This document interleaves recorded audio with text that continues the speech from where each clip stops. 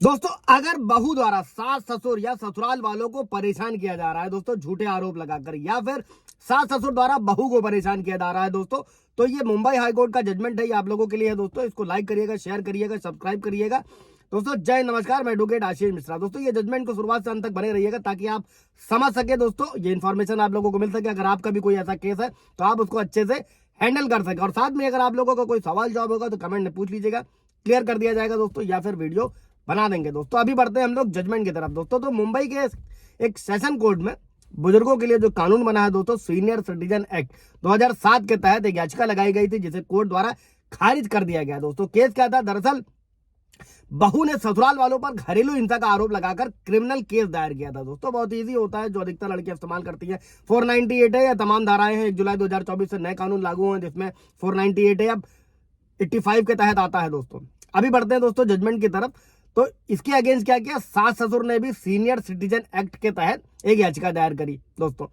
और हुआ क्या था केस में कि बेटा बहू से परेशान होकर घर से चला गया था। मतलब बहू ने घरेलू हिंसा का आरोप लगाया, तमाम आरोप लगाए, और साथ में ससुराल वालों यानी कि सास ससुर ने सीनियर सिटीजन एक्ट का इस्तेमाल किया दोस्तों। और बहू ने क्या किया था? बहू ने उनकी स्वार्जित संपत्ति यानी घर में साथ रहती थी, जो सास ससुर की खुद की प्रॉपर्टी है, और उन्हें मेंटली और इमोशनली तौर पर प्रताड़ित भी करती है। इसलिए कोर्ट से अपील है कि बहू को घर छोड़कर जाने का आदेश दिया जाए। कोर्ट ने फैसला सुनाया कि घरेलू हिंसा के मामले में दोस्तों बुजुर्ग सीनियर सिटीजन एक्ट का इस्तेमाल हथियार की तरह नहीं कर सकते हैं दोस्तों। ये बहुत ही बड़ा जजमेंट है, उनके अगेंस्ट है दोस्तों। और ऐसे में आप लोगों के मन में भी सवाल आ रहा होगा दोस्तों कि आखिर ये सीनियर सिटीजन एक्ट क्या है, इसमें कौन कौन से लोग आते हैं, इसका कब और कैसे इस्तेमाल किया जा सकता है दोस्तों। बहू के अगेंस्ट भी इस सुप्रीम कोर्ट का जजमेंट है, जिसमें बहू को ससुराल में रहने का हक नहीं दिया गया था, यानी कि साझे घर में रहने का हक नहीं दिया गया था। उस पर पूरा ब्रीफ वीडियो आप जाकर देख सकते हैं। अभी हम लोग बढ़ते हैं सीनियर सिटीजन एक्ट कौन होते हैं। जवाब, जिनकी 60 साल से एज ज्यादा है दोस्तों। सीनियर सिटीजन एक्ट क्या है दोस्तों? बुजुर्गों को फाइनेंशियल सिक्योरिटी, मेडिकल सिक्योरिटी,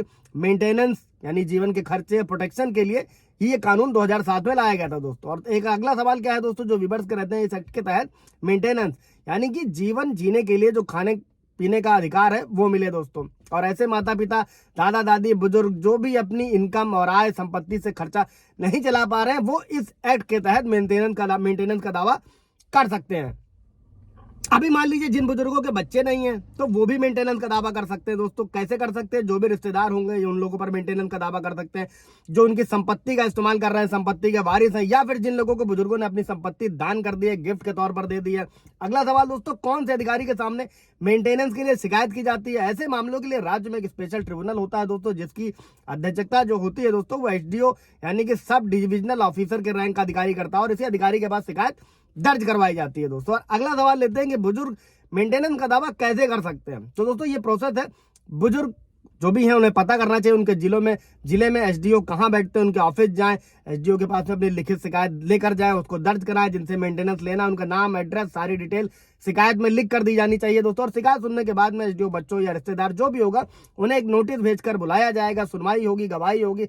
इसके बाद में बच्चे या रिश्तेदार जो भी होंगे उनको मेंटेनेंस का आदेश दिया जा सकता है दोस्तों। इसी के साथ में एक अगला सवाल लेते हैं दोस्तों कि बुजुर्गों को मेंटेनेंस के तौर पर ज्यादा से ज्यादा कितने पैसे मिल सकते हैं। तो जवाब ये है दोस्तों, ये ट्रिब्यूनल जो भी वो होगा वो तय करती है कि बुजुर्गों को कितना पैसा मेंटेनेंस के तौर पर उनके बच्चे या रिश्तेदार देंगे दोस्तों। आमतौर पर अधिकतर अमूमन अंदाजन 10,000 तक देने का प्रावधान है दोस्तों। और ऊपर लिखे मामले में जो ऊपर जजमेंट चल रहा था दोस्तों, उस पर भी आते हैं कि उस जजमेंट में क्या हुआ था। उस मामले में दोस्तों बहू की तरफ से पेश हुए वकील ने यह दलील दी थी दोस्तों कि घरेलू हिंसा एक्ट का कोई भी प्रोविजन सास ससुर को यह अधिकार नहीं देता है कि वो अपनी बहू से साझा घर खाली करवा सके दोस्तों। और बहू शादी के बाद अपने पति और सास ससुर के साथ एक ही घर में रहती थी, इसलिए ये साझा घर है और उसे वहां पर रहने का अधिकार है। बहू को घर से बाहर नहीं निकाला जा सकता है, और इसी जजमेंट को कोर्ट ने पास भी किया दोस्तों। कोई सवाल जवाब होगा पूछिएगा। Thank you.